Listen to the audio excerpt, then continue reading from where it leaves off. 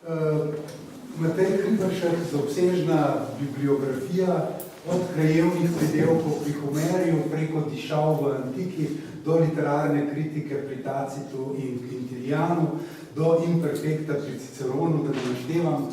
Gremo zdaj v malce novejše obdobje in sicer gremo k baronu, znanemu baronu Žilinu Herbersteinu, ki je znan predvsem po svojih moskovskih zapiskih. Danes nam bo predavatelj predstavil njegovo autobiografsko delo. Hvala lepa. Kadar beseda nese na Žigo Herbersteina, sem seveda zgodovinskega vidika vedno zbudite dve aluziji.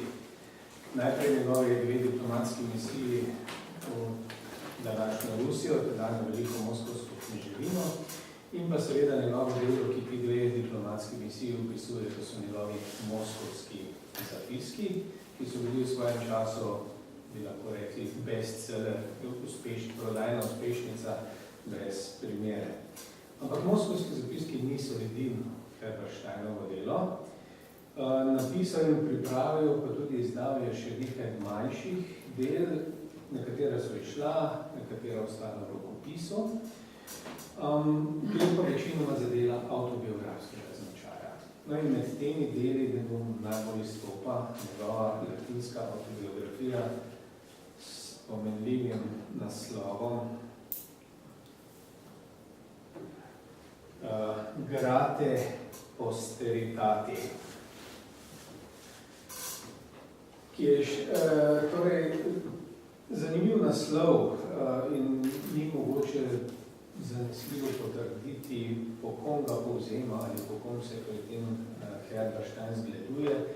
Domnevam sicer, da na Francesca Petrarco, ki je eno od svojih pisem naslovil takole Grate posteritati, kar lahko prevedemo ljubemu zanamstvu. Kdo je zdaj ta naslov in kdo je to zanamstvo?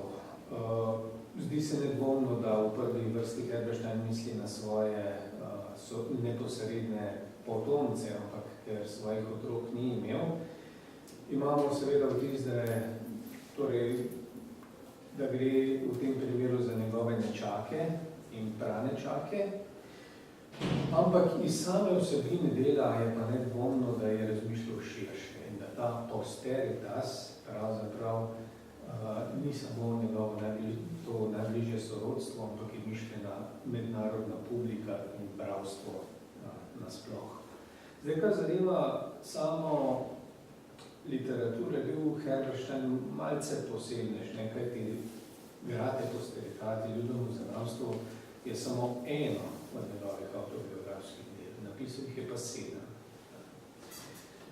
Nekatera so ostala v rokopisu, nekatera pa je izdal. No, ta latinska autobiografija je šla v 3 izdajah, prvič leta 1550, tale, ki jo pogledamo na sliki, je pa 3., najbolj eminentna izdaja, to je 3. izdaja iz leta 1560.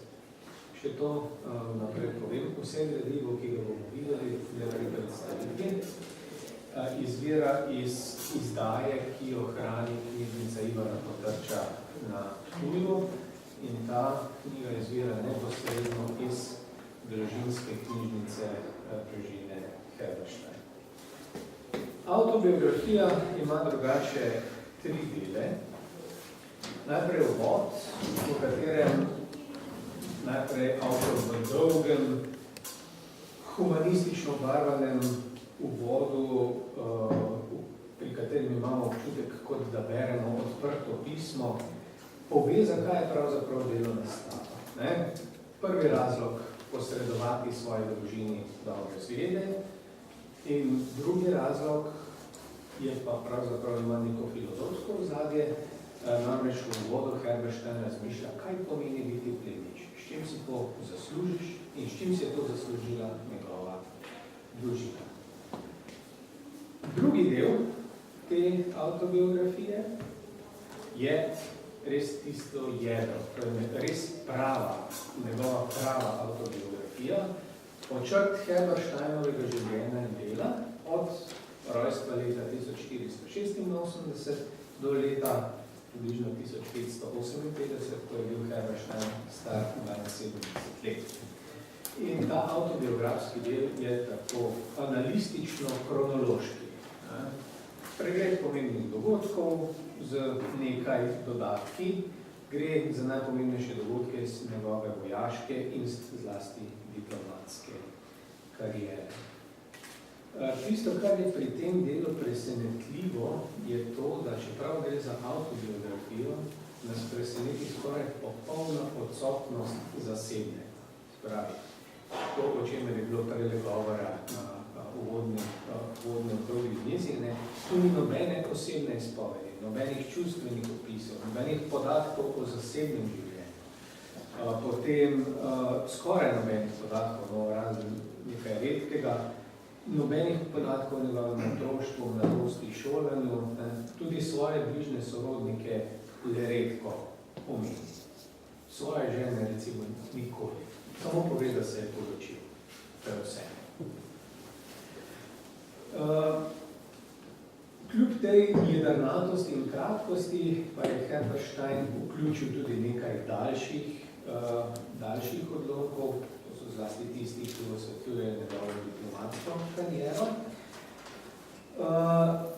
Zanimivo pa je, da v teh svojih opisih je tako kratek in zgoščen, da pogosto zamolči stvari, ki bi bile za zgodovinarja ali raziskovalca zanimive. Recimo, ne govori o ozadju kakšnih političnih dogodkov ali spopadov. Skratka, za tisto neuradno zgodovino, ki bi jo mogoče od posameznika pričakovali ali si želeli, temu se Herberstein popolnoma odreče. Ta drugi avtobiografski del odlikuje še nekaj. In sicer je Herberstein v ta del vključil tudi upodobitve. In sicer upodobitve vladarjev, s katerimi se je srečeval na svojih diplomatskih poslanstvih, in pa upodobitve samega sebe v različnih ceremonialnih in uradnih oblačilih, v katerih je nastopal na teh svojih poslanskih misijah, ali pa so mu jih podarili različni vladarji. Tretji del avtobiografije, pa potem slavilni del, je tudi najobsežnejši, obsega 2/3 celotnega dela, vanj pa so vključene večinoma pesnitve in nekaj proznih odlomkov. Avtor pesnitev ni Herberstein, ampak so jih njemu v čast pisali drugi njegovi prijatelji, znanci, njegovi varovanci. In gre za izbor 64 pesmi, nekje skupaj okrog 1800 verzov. Obsegajo, razdeljene so pa v tematske sklope. Najprej so tu pesmi, ki orisujejo njegovo kariero, drugi sklop pesmi, ki orisujejo razne posebnosti iz njegovega življenja, gre večinoma za kratke epigrame. Potem je cel sklop pesmi, ki ga opisujejo v teh njegovih različnih ceremonialnih opravah. Skratka, vse te pesmi so pa napisane v teh metričnih oblikah, metrovih, ki so bili značilni za humanistično pesništvo in so humanistični pesniki po njih radi posegali. Nastale so izpod peresa 26 različnih piscev. In med njimi je bilo nekaj takih tudi, ki so spadali, lahko rečemo danes, v evropsko intelektualno elito. Na kratko bi mogoče samo iz tega tretjega dela povzel nekaj takih zanimivosti. Recimo, ena taka zanimivost je uvodna pesem, ki nosi naslov, ki je posvečena Grineji. Gre za neko damo. Avtor te pesmi je poljski humanist, diplomat, vojak, pesnik in škof Jan Dantišek, ki ga poznamo bolj pod latiniziranim imenom Joannes Ventiscus in je bil Herbersteinov osebni kolega. No in zanimivo pri tej pesmi je to, pravzaprav nenavadno je to, da v času, ko je deloval Dantis kot diplomat, bil je namreč veleposlanik kralja Sigismunda na Maksimilijanovem dvoru, da ga v tistem obdobju, ko je bil diplomat, je Dantiska zanimalo troje. Pesništvo, ženske in druženje z intelektualci, diplomatska služba bolj malo. In bil je znan tudi kot ženskar, no in dve njegove ljubici poznamo po imenu in eno od teh je živela v Innsbrucku, tej je bilo ime Grinea. Nenavadno pa je to, da pesem, ki jo je napisal Dantisk o svoji ljubici, posveti Herbersteinu. Seveda to, bom rekel, spušča prostor za kakve spekulacije, v katere se pa zdaj ne bomo spuščali. Druga posebnost, recimo zanimivost, so epitafi. Zanimivo je to, da si je dal Herberstein že za časa življenja napisati ali pa je dobil v posvetilo brez naročila kar nekaj nagrobnih napisov svojih epitafov. Noben od teh napisov ni pristal na njegovem nagrobniku, to moramo povedati. Ampak malce nenavadno pa je to, da je bil pripravljen te pesmi vključiti v tako bom rekel eminentno izdajo svojo autobiografsko, kar česar pravzaprav pri drugih pesnikih skoraj da, oziroma pri drugih posameznikih, ki so podobna dela izdajali, ne najde. Tretja, recimo ena takšna tretja zanimivost je pismo na tej strani, v katerem se napisal ga je Heinrich Loriti Glarean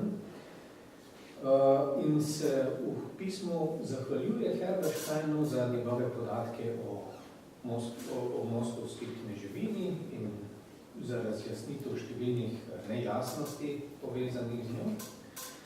Pismo samo ne bi bilo nič posebnega, če ne bi tukaj bilo ime Glarean. Glarean je bil, torej Heinrich Loriti Glarean je bil pa eden vodilnih evropskih humanistov, Švicar, drugače filolog, učenjak, glasbenik teoretik, geograf, zgodovinar, matematik, pesnik in tudi nezanemarljivo eden najbolj znanih evropskih izdajateljev antičnih besedil. Tako da nam nakazuje na to, v stiku s kakšnimi ljudmi je bil Herberstein. Podobno recimo še eno pismo, ki je podpisano brez imena. Episcopus Palentinus Comes. Palentinski škof grof. Ne vemo, torej, na prvi pogled seveda ne vemo, za koga gre, ampak ko pa se malce lotimo raziskave, pa ugotovimo, da je to pravzaprav bil Pedro de la Gasca, ki je bil drugače učitelj in tutor poznejšega cesarja Karla V, škof in tudi nekaj časa vicekralj v Peruju. Tako da pomembna posebnost tega obdobja.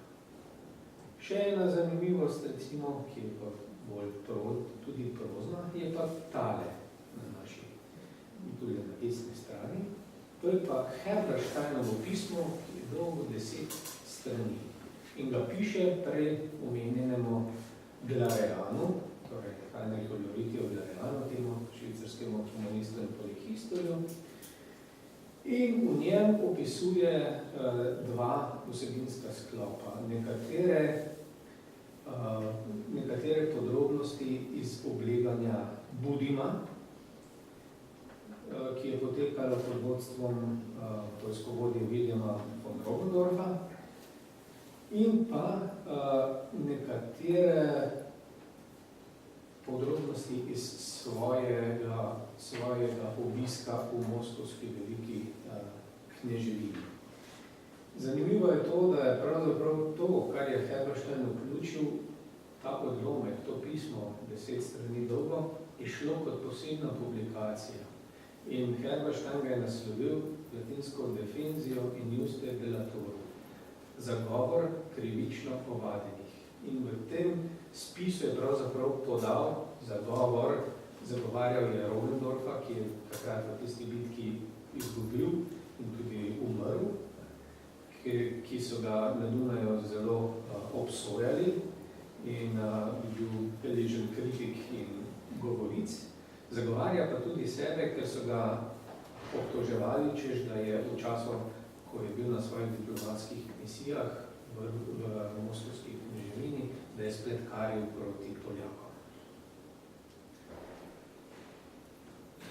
Če sklenem, če gledamo na delo zgodovinopisnega vidika in se vprašamo, kakšen pomen ima Grade posteritati kot zgodovinski vir, sodobni zgodovinarji po njem redko posegajo, bolj po njem posegajo raziskovalci kulturne zgodovine, etnologi in raziskovalci humanističnih književnosti.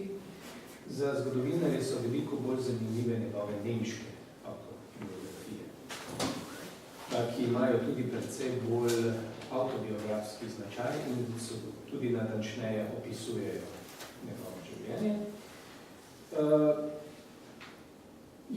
Kljub samo je ta njegova latinska autobiografija zanimivo branje, je pa res, da o samem Herbersteinu izvemo razmeroma malo. V ospredju so tukaj naštevanje in poveličevanje njegovih dosežkov. Torej, delo ima absolutno panegirični značaj. Zakaj ga je napisal v latinščini? Če je hotel, da doseže kar največji krog bravstva, omikanega bravstva Evropi, je to moral narediti, ker je bila pač tedaj latinščina lingua franca evropskega prostora. In zanimivo je tudi to, da se v svojem delu popolnoma izogiba kakršnemu koli kritični oceni zlasti vladarjev, s katerimi bil v stiki, še posebej vladarjev Habsburške monarhije, v službi katerih je bil. Če bi v bistvu sklenil, kaj nam pove autobiografija o samem Herbersteinu, mislim, da lepo kaže, da je gospoda zaznamovala kar znatna mera samovšečnosti, če že nekaj malce narcizma. Za sklep samo še tole, povedal sem, da gradivo, ki ga gledate, izhaja iz izdaje, ki jo hrani knjižnica Ivana Potrča in ta izvod dela je iz družinske knjižnice Herberstein. Leta 2015 je knjižnica Ivana Potrča poskrbela za faksimilno izdajo tega dela in jo je potem nadgradila še s prevodom, komentarjem in spremnimi študijami. Zakaj so se odločili za to? Vidite, da je ta izdaja kolorirana. In vemo, da je Herberstein sam osebno naročil koloracijo nekaterih izvodov te svoje autobiografije, ki jih je potem podaril svojim prijateljem in sorodnikom.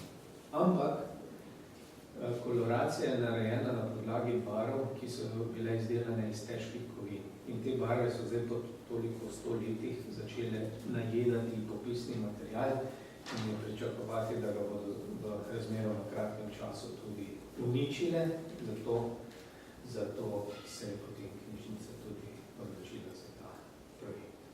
Hvala lepa.